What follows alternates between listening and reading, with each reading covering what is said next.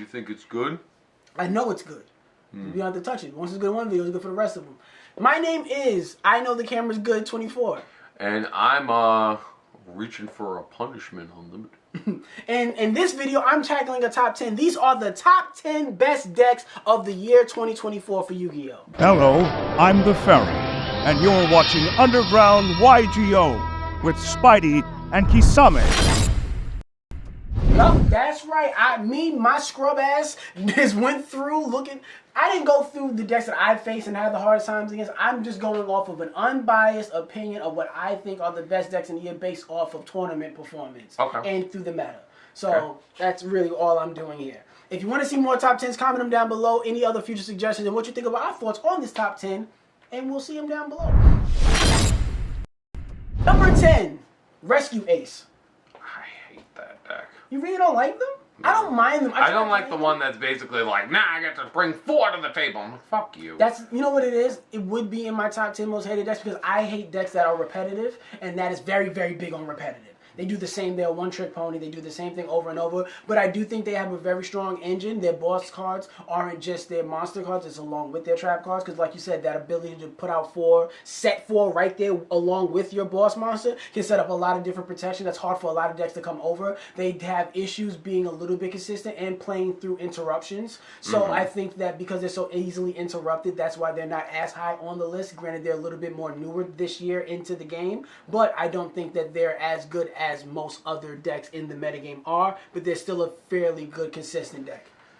Okay. That's why they're my number 10. See, I'm providing good, reason and logic behind these. These are not really my, some of it is my opinion, but it's really based off of what I've seen. Number 9, Momento. Oh my god, I can't fucking stand that. I hate that deck. Hate that deck. And the biggest reason why I hate that deck is part of the Wanna be Ubel, bitch. One of the biggest reasons why I don't like Mementos is part of the reason why they're number 9 on this list and not on my most hated decks of the year.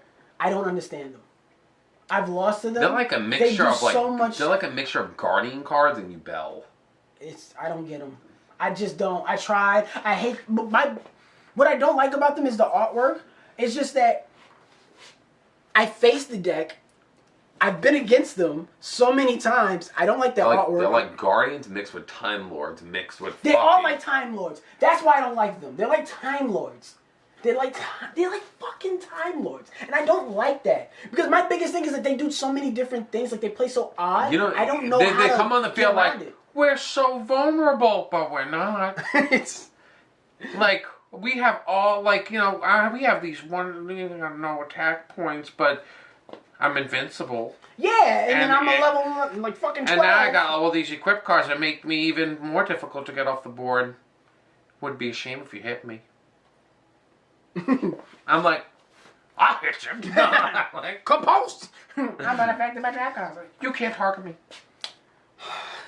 I'm not. Granted, the whole time I'm like, Mason, I'm gonna hit you. I'm gonna hit you and kill you. Wait till I get my hands on you. Because you know what it is? I think that's a lot of what it is sometimes. People feel like they can win, and so they want to go at it, but then they realize, you fell in my trap. I made you think you could, but you really couldn't. But I just think that they're a very solid deck that, in terms of how they pull off wins, I just don't think that they're as popular as the better decks, and they're a little. Thank God for Ubel coming out, because when Ubel support came out, it's just you get to the punch a lot quicker. It's a lot simpler. It's better. There's a little bit more pushback with Ubel, which I like. I'd rather something that's going to also kind of because Ubel also has the Unchained too engine in it, so it's like even if you get rid of the Ubel aspect of Ubel, they still have the Unchained. Yes. To you can actually go duke it out. With Ubel, there's no real duking it out. So with the Memento cards, if they have that aspect to them, it's like there's no real challenge there. Moving on up. Number 8, Ritual Beasts. Ritual Beasts could have been a little bit lower. Are they actually they're a little bit more relevant. They've been in those top 32s, top 16s. Yeah. That fucking deck terrifies me. You know what it is? Because remember when they first came out, and they were like, I do this, I do that, I do this, I do that, I bounce, I move, I summon, and they're I think that's what makes them so. They're a wonky deck. You know what I think? How I feel with that deck? That deck will just be like, I'm gonna, fuse, detach, not actually detach, but I know but what you mean. they'll like, I'll like split up, yeah. come back, Yep. split up, come back, and they'll do that like 3 times just to get like 1 or 2 cards, and I'll be like the whole time. Where it's like, you know how I feel facing that deck? I feel like Gara when he like opened up the gates, just like when he slammed in every different direction. It's just like, my armor, I can't survive this pounding. And then he just like, it's just like, I'm like, it's like the sand can't keep. You know, like that's how I feel facing them. My traps can't keep up with them. The sand armor can't. It's like Gara's in trouble. That's how I feel, because it's just like I'm being like, it's just like I'm the type where it's like I'll be like on the ground, but just like I feel like that deck also kind of suffers from like what Rock Lee did, because it's basically like it's just like I do all this, still didn't do anything. I have nothing on the field that's like floodgate or negation or really anything that's too crazy, because I think they have like 1 Omni negate, and I'm like, okay, and then the moment you do something, it's like exactly bye. They're too hard to touch. They're so fast and they're very hard to touch, and I think that's the wonkiness about I think them. I hit that deck once with 3 fucking hand traps and it still popped off and like guys, whole field and like fucking laid me to waste on the floor. Yeah, and that's what I'm saying. Like, and then he had his way with me. To me, that's Stella's never stood a chance. That's my reasoning why it's number 8. I don't think they're that strong of an actual. That's a deck to quit against. I think that they're just so unorthodox in their playstyle. They're hard to counter against in real time, especially on that first game. They can take a lot of people by surprise because of their playstyle. Yes, you can go into your second deck and try to add in cards to kind of like keep cards removed or not cards can't be removed. Like there's certain things, and they play well with D-Shifter. Like there's certain cards in there that let them, like you can play around them, but they're just so wonky. It's hard to like to strategize for going into a tournament, so they catch people off guard. That's why they're number 8. They could have been lower because to me they don't have the manpower of a Momento like to really OTK like that versus those other decks and like Rescue Ace with that built-in protection. But they are a little bit wonky where they can sneak wins out of people because of their unique playstyle. Okay. Number 7, Centurions. That deck is very good. Yes. I can't even front. It's like, that's a deck that's so solid. Mind you, like I said, I'm super surprised you don't play it. But that's the type of deck where it's like, I'm like, if I see somebody open with it and I'm facing it, I'm like, I gotta win right away. You know what's funny? I really like facing Centurions, even though like I've won and I've lost against them. But they're a deck I really don't mind, even for a meta deck. I really don't mind facing them. I don't hate them They either. never feel like they like super overpower me. It always feels like there is some sense of a back and forth. Like I don't say they'll let you play, but they give you space to at least try to get your shit off. The thing that makes me nervous with them is they have like the Ritual Beast problem solved. Yeah. It's like they're the type where they build advantage extremely fast. Oh, yeah. And I'm that type where, like by turn 2, if I haven't like taken the lead, I lost. Because it's really hard to get rid of them because the monsters protect the spells protect the monsters have built-in effects. And then we come back in the back row, don't do anything. Exactly. I'm like, oh, that's why I said to me, you're going to synchro during my turn? Oh my God. That's why I like them. And not in the sense of I want to play them, I just respect them. Because, they also seem like a deck you would use. I look at you like, to me, I look at that as a deck you would use. So maybe when I face them, I visualize myself facing you. But I just think that they're a really good creative deck. And because they're not only are they fast, not only do they have built-in protection, they also have really strong boss monsters. So I feel like they really do encompass like what Yu-Gi-Oh is today. And they're really consistent. They're just not as popular as some of these other decks. And they don't have the ability to play through so many interruptions. Mm-hmm. They can't play through some interruptions because of their effects and stuff like that. And even, especially later on in the game, because like you said, once they build up their resources, they're very hard to take down. So you have to stop them early. But if you can kind of stop them early, then you can kind of take over them. But other than some of these other decks, they have so many one-card combos. But Centurions don't have that. Number 6, Labyrinth. I'm not a fan of Labyrinths. I actually don't think Labyrinths are that good. I think that they are good, but I think that they're starting to fall off a little bit. Mm-hmm. They're the type of deck where it's like I'll face them and I'll be like, fuck you. And I'm just like, I'm going back and forth. How do you do it? They don't intimidate me. I'm not scared of them either. Me too, but like, how do you do it? Like, Because, I mean, I be winning too, but, like, you tell me how you do it. I'll tell you how I do it. I'm the type where it's basically like, I just kind of keep like slamming my head against the wall and just like, hey, trap card not gonna fucking stop me. Hey, trap card ain't gonna fucking stop me. Ain't no fucking trap card gonna stop. I just keep going. They keep recycling. They don't stop. And I'm just like... The monster brings out the spells. I mean, the monster brings out the traps. The traps I knocked bring out that the one. monsters, and then they go to the graveyard. They got effects. They keep special summoning from the deck. It's like every time when I think I wipe them, they always have another way to get another trap card back on the field. And I'm like, how do you keep How I feel with them is how I feel like with like Invincible, like in that scene, just like, look at what you made me do. Yes. My biggest thing when it comes to Labyrinth, they're a very trap-heavy deck. You made me do this. They're a very strong trap-heavy deck with big defense monsters and stuff like that. And then, I mean, they're 2,900, 3,000. So they're not the biggest of monsters. It's not like they're impossible to get over. But they have so many quick effects that activate along with their trap cards to help bring out their big monsters with their field spell. And from the graveyard. It's really that graveyard ability. Because it's like you try to wipe them off the field because they protect each other. So once you can kind of move them off the field. Because it's like some of the cards is like, oh, I can't be destroyed. So it'd be like, okay, I'll remove you with Little Knight. So now you're out of the way. And now I can get rid of your trap cards because the monsters protect the trap cards. So now I can pop your trap cards. And now once I pop your trap cards, you're clear out of the way. Now I can attack you, right? No, I got them in the graveyard. They can activate from the graveyard. Special summon from the... I'm like, how do you not die? You need to die. So... It's not a rant per se, but you just gave me a great top 10. I just wrote it down so I remember. You know what it is? What? My top 10 worst matchups. And I used to play trap cards, so it's not. I don't really have a big issue with them. It's just that they're really good. They're very good deck. They're just not.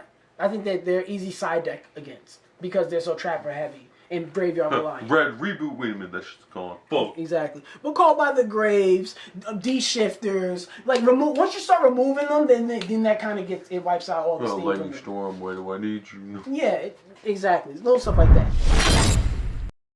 Number 5, Brandon. Granted, right now, I understand. Don't bother me. Well, right now, we're in December. I'm talking about for the whole year. They were running rampant earlier this year. They were kind of crazy earlier this year. Like, that deck was insane. Well, you scared? No, I was just getting into the game. I haven't played in years. I didn't get back into, April, May? And then I was like, oh my god, what is this Brandon deck? They're really, really strong. But then I was like, they kind of remind me of Shadows. Ooh, they remind me of Heroes. Ooh, I like a good fusion deck. Ooh. But then it's like, once you started putting in all the Bestials in there, I was like, this is nasty. I will never be a part of this game. I'm out. Celtic Guardian, Nimble Manga, pack your things. We are not going with them. I don't like them.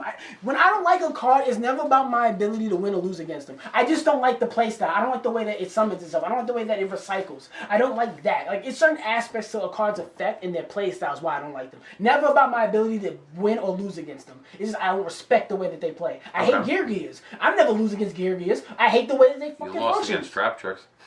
I don't like Trap Tricks.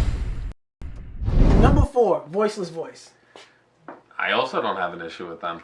I think that they're fine. But this isn't these are the best decks of the year. So? You don't think they're a good deck? I think I could take them. And if I could take them, they can't be that bad. I'm the greatest. I'm the best deck of the year. I'm telling us, am I right? One thing that's really good about Voiceless Voice is that they are, like, to me, the Quinn... They can beat Obelisk the Tormentor. No, I was going to say that... Yes, they can. I'm not disagreeing. I'm saying that's not what I was going to say.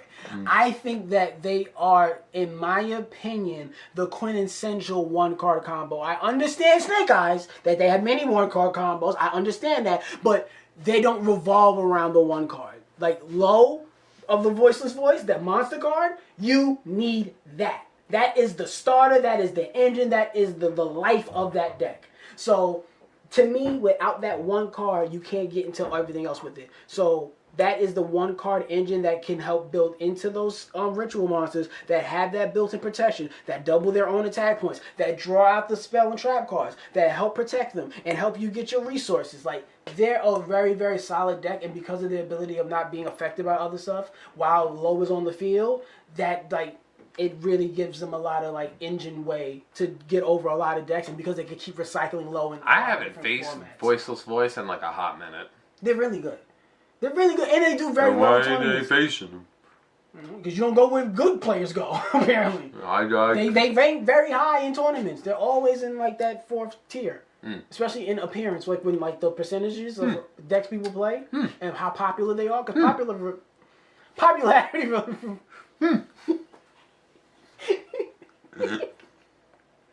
popularity does matter in the best decks of the year, because the deck has to be popular to be one of the best. Because it doesn't mean that it's ultimately going to be the number one, but the fact that so many people play it, the appearance of it makes it seem bigger than what it is. But so that does matter.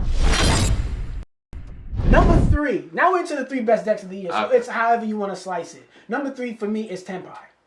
Okay. Because they're very, very good. They're very, very strong. They're all in the battle phase. I actually feel like we need more decks like Tempai. Why do you feel that way? I think we need to have more decks that are actually like, making going second feel good. I feel like I agree with that sentence. I just don't agree that applies to Tempai. Tempai is the only deck that's been able to master it within recent years. No other deck does very well going master? They were made for the battle phase. Like, what are you talking about? This is like, it's just, you know what? This isn't my top 10 hated deck, so I'm not going to rank. I just feel like the deck does extremely well going second, so I feel like, because the deck sucks going first, and I just feel like we should have more decks that cater to winning more going second. Because then we would see like a shift. Who wins going first? Not Tempai. Only first turn win decks. FTKs. But I feel like if we had more decks that did well going... You can only win going second because that's when you can battle. Well, maybe they could make a deck that's like evenly matched where it's like, okay, you did everything you did, but it's getting out of here anyway. Do something like that. Well, that's right. Blew your mind, right? No, blew your mind, right? I'm not trying to argue against it because this is the best decks of the year, so I have to create comments and arguments on why the deck is good. I think that they're very strong, they're very gimmicky, but the reason why they're not in the 1 or 2 spot to me is because they are very easy to side deck against. That's all. So. They're very, they're one-dimensional. They play one way. They only play one way. You play Dimensional Fisher, them niggas is not doing nothing. You play fucking D. Who's using that? Me now. There's a lot of ways to just, alright, enough. Dark Lord, fuck out of my face. Enough of you niggas. I love doing a Dark Lord right there in the battle phase. I'll have that shit face down. Match change too. Go right into it. You didn't think I had this, huh? Because this wasn't a hero deck. But guess what, motherfucker? He's right here. Why? Because I'm a crazy person. I don't play anything that makes sense. Cool, but you. Alright, number 2. Number 2 best deck of the year is Fiendsmith Ubel. Okay. Because granted, it's Fiendsmith all over the place, but I put Ubel number 2 in my opinion, even though it could be argued 1 and 2 can go either way. But to me, Ubel is number 2 only because it can be gimmicky when it gets into the Ubel style of it. There's 1,000 ways of how to get with the Ubel and how to get to the fusion monster. I understand that with Super Poly. You know how I feel? I lose so much to Ubel, and I feel like I go into so many games where it's like some decks, like I kind of go in with like a defeated mindset. Oh, like I'm already gonna lose. Yeah, like Ritual Beast. I don't think I'm walking out of there like with a win. Mm-hmm. But like I'll walk in with Ubel, like, come on. And then, like, I don't know why I got, like, fucking destroyed. And I'm just like, how come I'm not learning my lesson?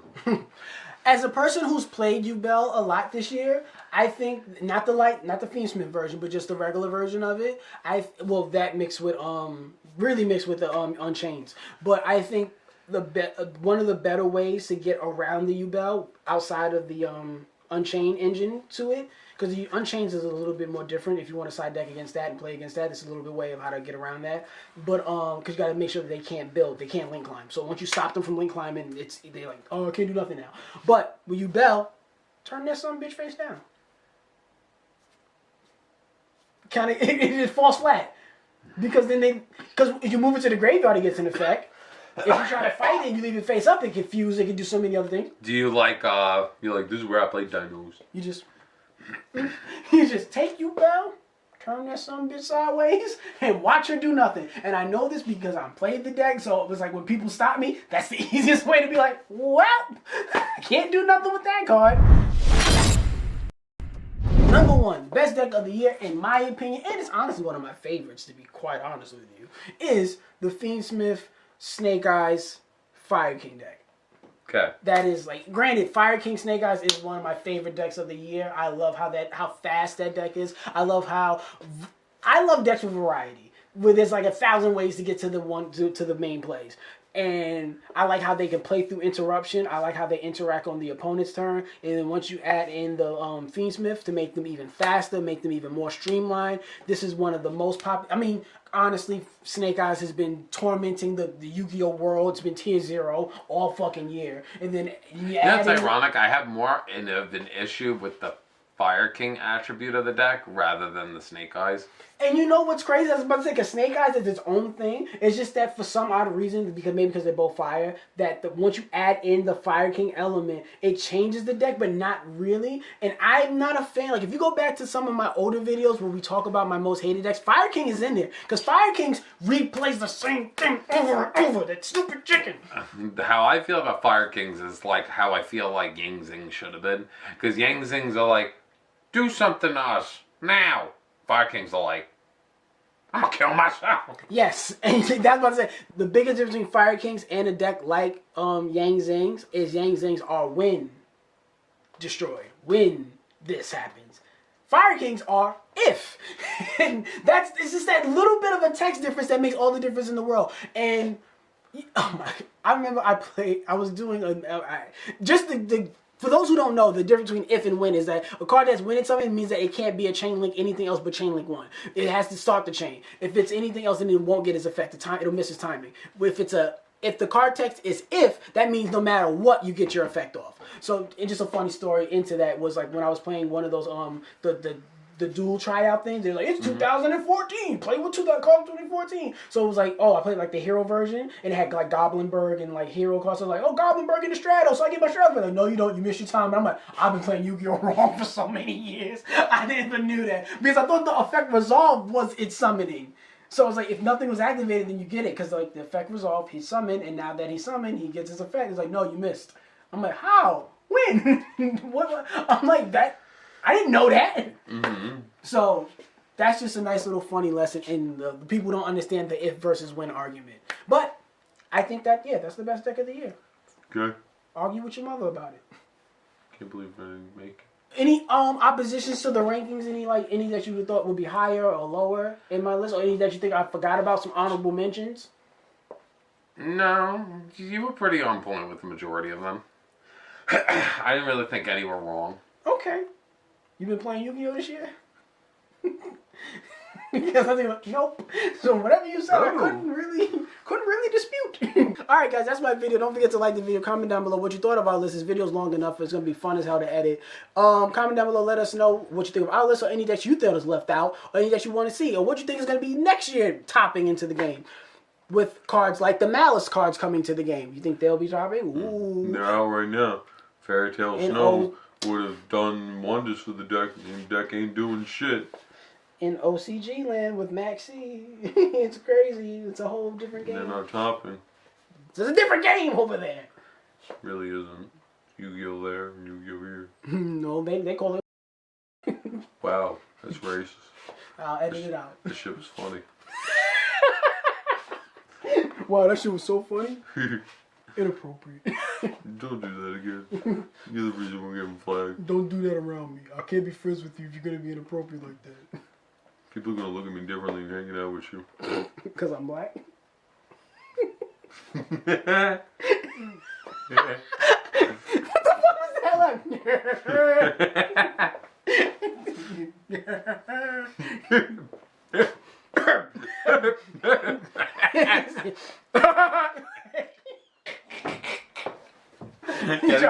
I don't know what's happening. Every video is having one of these moments.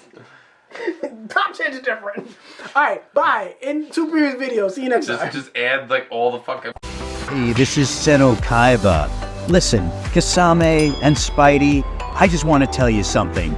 You're both third-rate duelists with fourth-rate decks. Oh, and I play my Blue Eyes White Dinosaur.